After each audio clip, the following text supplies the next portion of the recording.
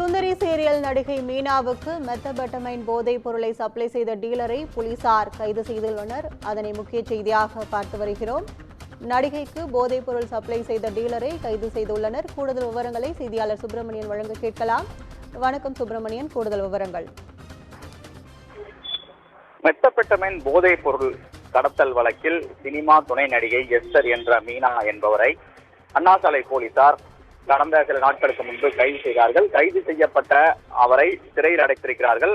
இந்த நிலையில் மீனாவுடைய செல்போனை ஆய்வு செய்த போது ஒரு வாட்ஸ்அப் குழு ஒன்று இயங்கி இருக்கிறது தெரிய வந்திருக்கிறது. அந்த வாட்ஸ்அப் குழு மூலமாக போதைப் பொருளை சப்ளை செய்வதும் கடத்துவதும் நடவடிக்கைகள் அந்த வாட்ஸ்அப் குழுவில் பதிவாகி இருப்பதையும் போலீசார் கண்டுபிடித்தார்கள். அதன் அடிப்படையில் தான் கோடம்பாக்கத்தைச் சேர்ந்த பவன் என்பவரை அண்ணாசாலை போலீசார் கைது செய்திருக்கிறார்கள்.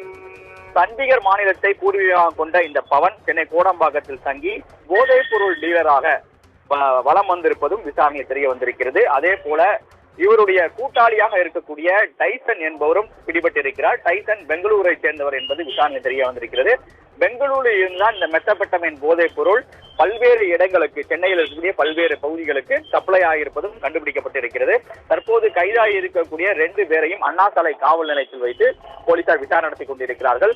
இன்னும் சிறிது நேரத்தில் மருத்துவ பரிசோதனைக்காக அவரை ராயப்பேட்டை அரசு மருத்துவமனைக்கு போலீசார் அழைத்து செல்ல இருக்கிறார்கள். அதே போல அதன் பிறகு நீதிமன்ற காவலுக்கு உட்படுத்தவும் போலீசார் முடிவு செய்திருக்கிறார்கள்.